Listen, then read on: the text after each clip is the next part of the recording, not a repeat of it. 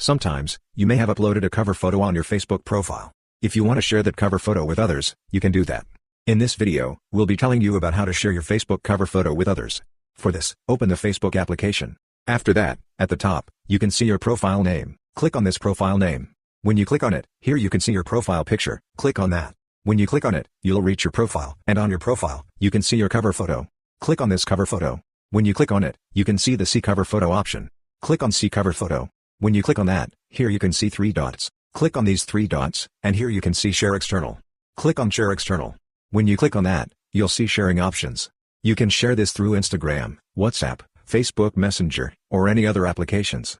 Or, here also, you can see the Share option. Click on this Share option, and you can see Messenger option and Facebook option here. And if you want to share to your feed, you can do that also. In this way, you can easily share your Facebook cover photo with others. Hope this video was helpful for you. If you find it helpful, consider subscribing. See you in the next video.